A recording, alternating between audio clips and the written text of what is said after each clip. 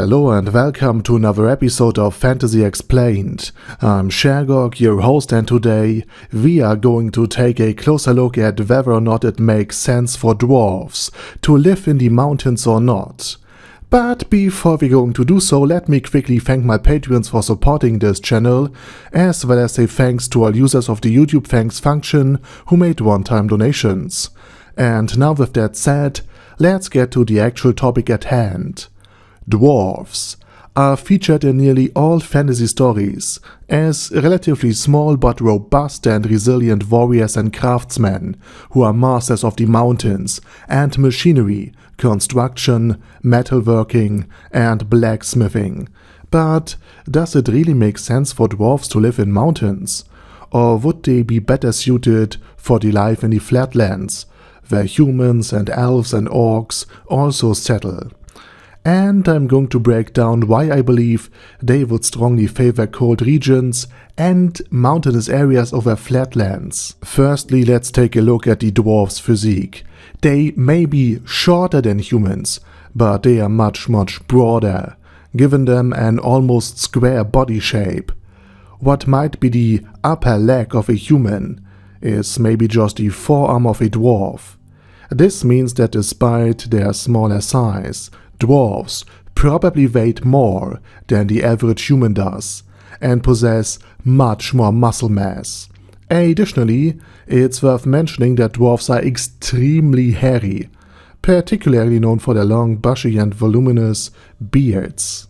And all of this leads to the dwarves having a really tough time living in warm and relatively humid flatlands because their bodies generate significant amounts of body heat. Significantly more so than a normal human. What we consider a hot 28 degrees Celsius or 82 degrees Fahrenheit in, for example, the shade at a high humidity level. You know, the kind of climate where you just get sweaty even if you sit perfectly still.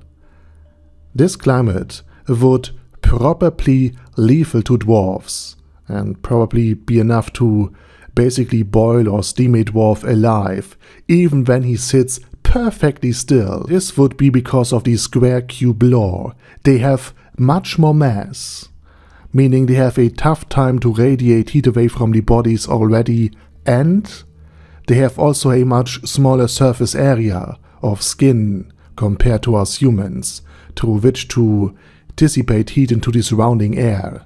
In other words, dwarves would be more inclined to live in much colder regions, which would in turn be too cold for any substantial human or elven population.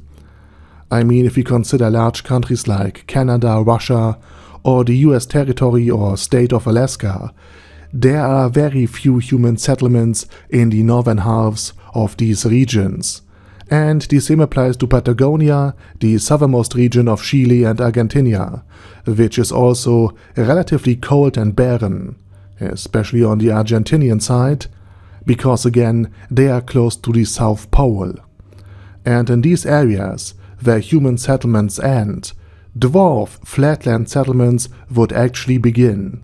In other words, almost the entire dwarf population that would have settled in warmer regions would be confined on plateaus and mountain chains, because it would simply be too warm for them in the flatlands. Additionally, dwarves are perfectly suited for mining due to their incredible physical strength and endurance. As I mentioned in another video already, it is just much more efficient and makes much more sense to mine gold from the mountains, process it, and then sell it to buy food, rather than engaging in agriculture on the very hostile and barren mountain environments. This is especially true because dwarves require much more protein to maintain their muscle mass than, for example, a human does. So even if they would have large flat lands that are perfectly arable, agriculture would do much less for them. So normal crops wouldn't actually do that much for them, and they need to trade something in for meat anyway, which again they could just buy much more effectively with high value goods, like for example jewelry or just gold. And the mountain holes of the dwarves would also have one other great advantage.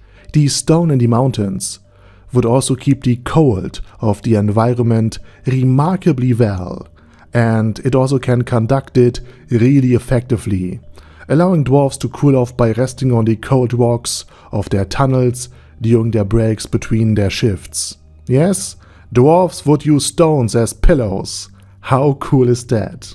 And to summarize, what I wanted to say is that dwarves would primarily be found in regions where most humans live, in the mountains, and only in the far north and south, close to the poles, would they inhabit and settle flatlands. But in the winter they could potentially travel to the flatlands. But again, their limited mobility would mean they'd rely heavily on other transportation means, for example, carriages. So again, a stationary position like an underground city would be probably preferable for the shorter and slower dwarves than an open field, where predators like direwolves or relatively agile creatures could just circle in and out of the dwarf in range of attack in order to just tire him out in the hot and humid environment. So dwarves would be relatively vulnerable on open plains as well, especially to things like cavalry or everyone's favorite dragons, or at least a wyvern, while dwarves could just disappear into their own tunnels in the mountains, or at least hide between rocks, where the wyvern won't have easy access to them. In black earth, in really good soil for agriculture, they couldn't build anything resembling stable tunnels, and they most certainly couldn't pocket their whole field with it. So they would be completely defenseless to a wyvern's aerial attacks when on an open field, even if they own a field and have somewhat fortified it. So in addition to the dwarves' much higher body temperature, the flatlands of the world would probably be also way more dangerous to him than the mountains. And with that said, I say thank you very much for watching. Be sure to let me know your opinion down in the comment section, and whether you agree or disagree with my thesis. And while you do this, I say my special thanks to Arder Daddy Arder, ASK, Bad Guy Yi, Bad Burrito 316, Beezer, Ben C, Brandon D, Chrissy, Crowley 0221, Sia, Crystal Prime, Dead Slime, Death is Mercy, Deathless Dragonlord, Demon Xenomorph 1987, Devin Downen, Ding Dong, Dragonlord Placidu Saxophone, Duckwagon, Dunkler Krieger, Dystopia II, Enigmatic Unicorn, Feral Shivan, Guy with That Head, Hector Marino, Hoss, Huster, Jacob G, Jana B, Jason, J. Morris, Chromius, Kyle R, Lee K. Long, Legendarius,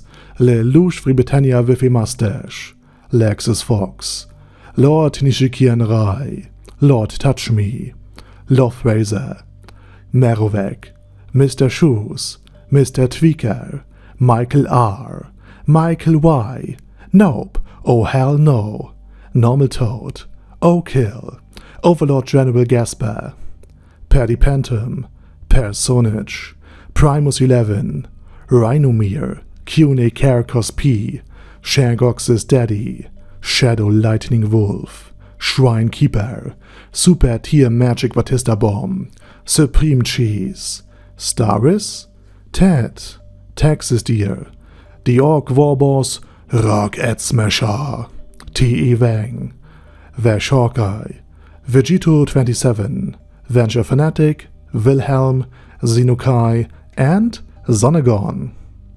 Thanks guys. And anyway, have a nice day, and I see you all again soon on my next video.